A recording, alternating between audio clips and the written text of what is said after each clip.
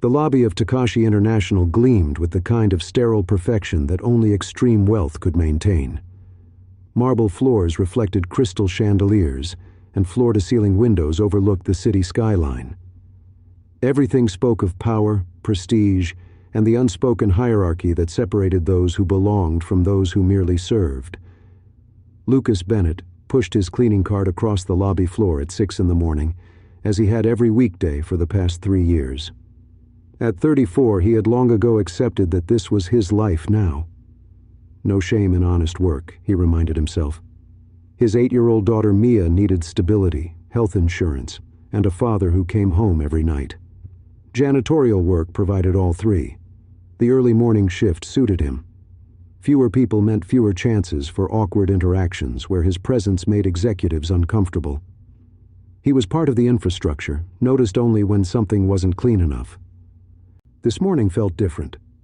The executive staff had gathered in unusual numbers, all dressed in their sharpest suits, speaking in hushed, anxious tones.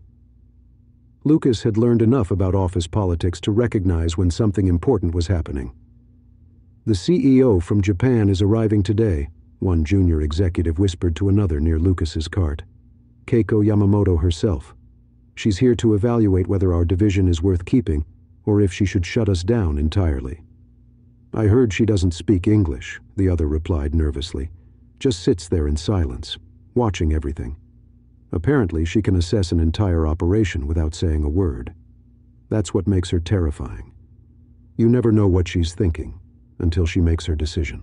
Lucas continued mopping, processing this information with the detached interest of someone whose job security didn't depend on impressing visiting executives.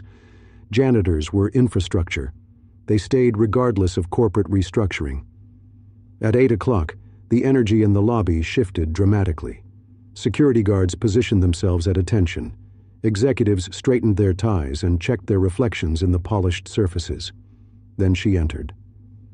Keiko Yamamoto moved through the lobby with the controlled grace of someone who had never had to prove her authority. Mid-40s, impeccably dressed in a navy suit, her dark hair pulled back in an elegant updo. She didn't smile, didn't acknowledge the greetings offered by the assembled executives. She simply observed everything with sharp, assessing eyes. Behind her walked a small entourage of assistants, all maintaining the same professional silence. Lucas continued his work, aware of her presence but not particularly concerned about it. He had learned long ago that the best survival strategy was to be invisible, to do his job well, and avoid drawing attention. The regional director, James Morrison, stepped forward with a nervous smile. "Ms. Yamamoto, welcome to our facility. We're honored to have you here. I'm James Morrison, and this is our executive team. We've prepared a comprehensive presentation." Keiko held up one hand, silencing him without a word.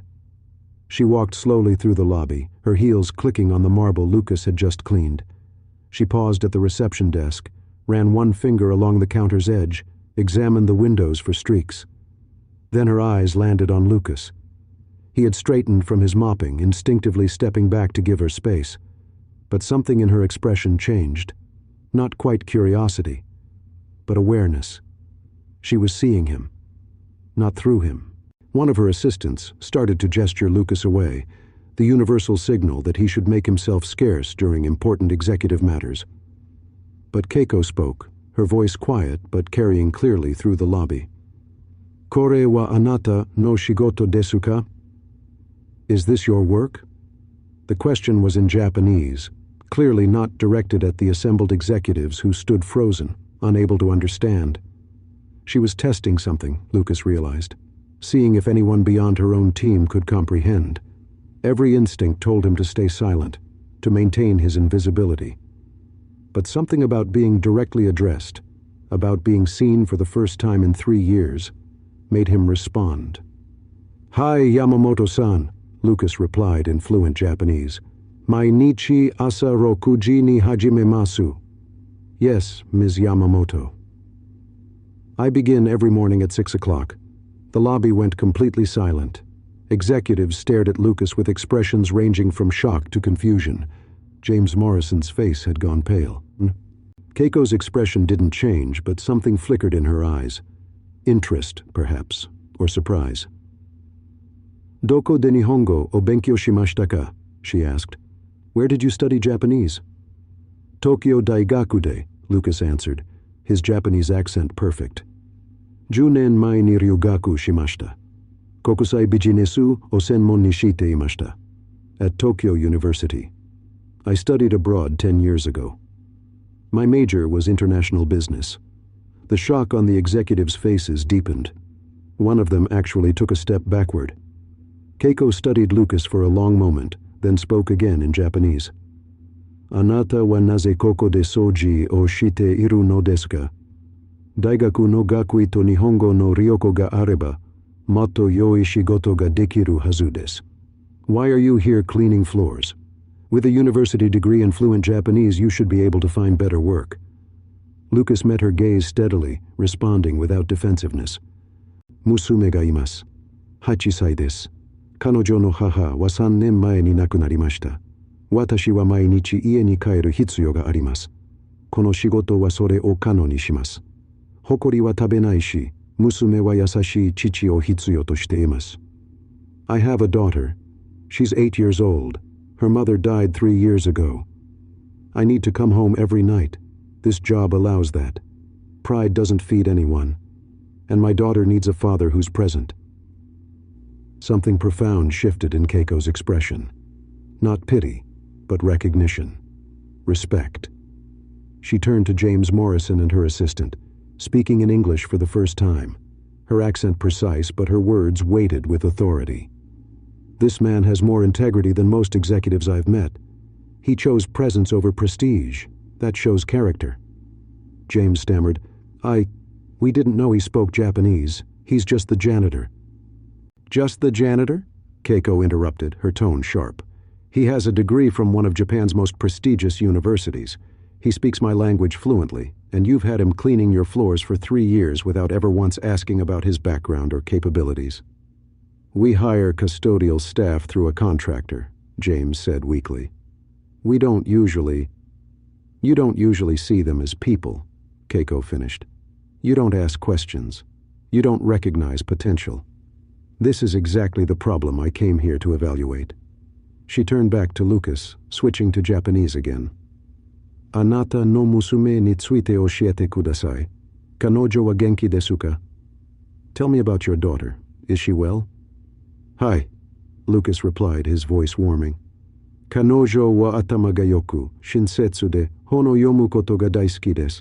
Watashi wa kanojo o hokori ni omotte imasu. Yes, she's smart, kind, and loves reading. I'm very proud of her. Yoi chichi da to omoimasu, Keiko said softly. I think you're a good father. Then she addressed the room in English, her voice carrying the weight of decision. I came here to determine whether this division understands value, whether you recognize potential and cultivate talent. In 10 minutes, I've learned everything I need to know. You have a man with an international business degree and native-level Japanese fluency cleaning your floors, and none of you ever thought to ask why. That is not a company that deserves to continue operating. James's face went white. Ms. Yamamoto, please. However, Keiko continued, her gaze returning to Lucas, I also found someone who understands what truly matters. Someone who chose his daughter's well-being over his ego. Someone who maintained his skills and education despite circumstances that would have broken most people's spirit. She pulled a business card from her jacket and handed it to Lucas. I need someone to head our new community outreach division. Someone who understands both Japanese and American business culture, but more importantly, someone who understands what it means to serve without needing recognition. The position pays well, has full benefits, and maintains regular hours so you can be home for your daughter every evening. Lucas stared at the card, unable to speak.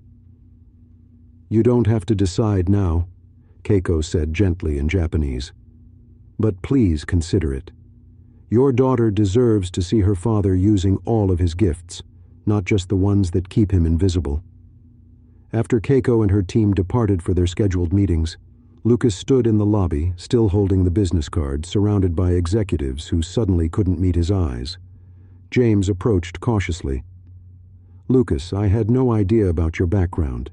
If you had said something, would it have mattered? Lucas asked quietly. Would you have seen me differently? Or would you have just been uncomfortable that someone with my education was willing to do work you considered beneath him? James had no answer. That evening, Lucas picked up Mia from after-school care, as he did every day. She bounced into his arms, full of stories about her day. Daddy, we learned about Japan in school today. Did you know they have bullet trains? I did know that, Lucas said, holding her close. I lived in Japan once, before you were born. Really? You never told me that.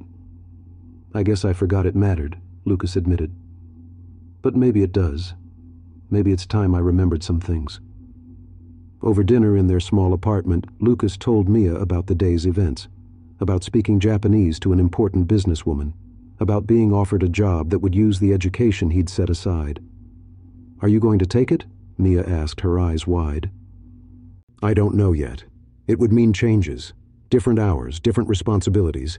I need to make sure it's right for both of us.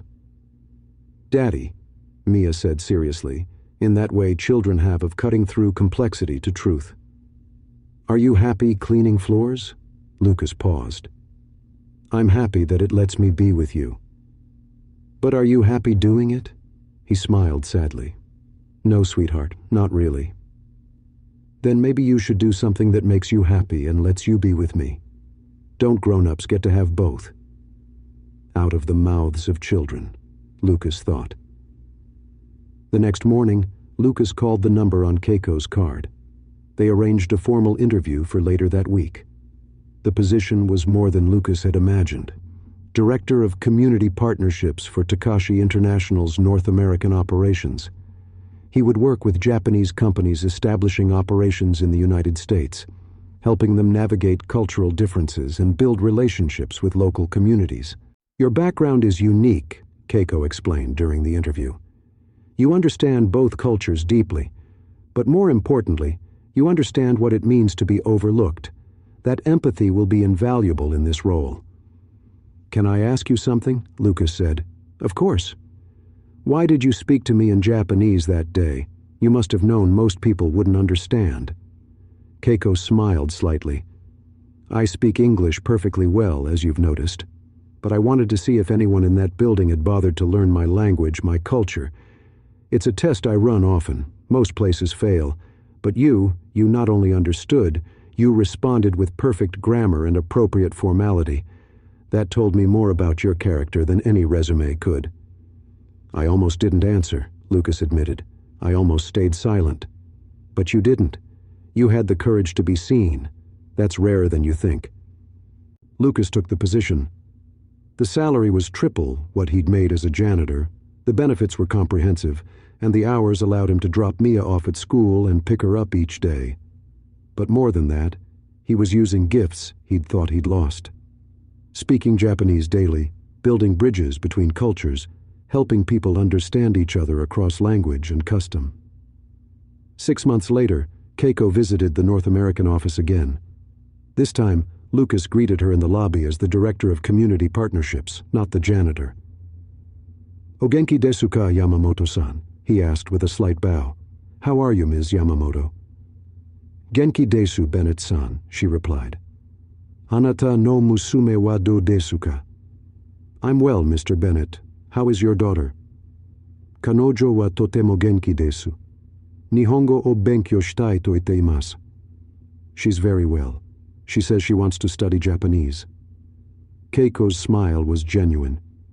"Subarashi. Yoi chichi ga yoi sensei ni narimashita." Wonderful. A good father became a good teacher. That evening, Lucas taught Mia her first Japanese phrases while they made dinner together. She struggled with the pronunciation, laughing at her own mistakes, trying again with determination. "Daddy," she said in English, "I'm glad you took that job. You seem happier."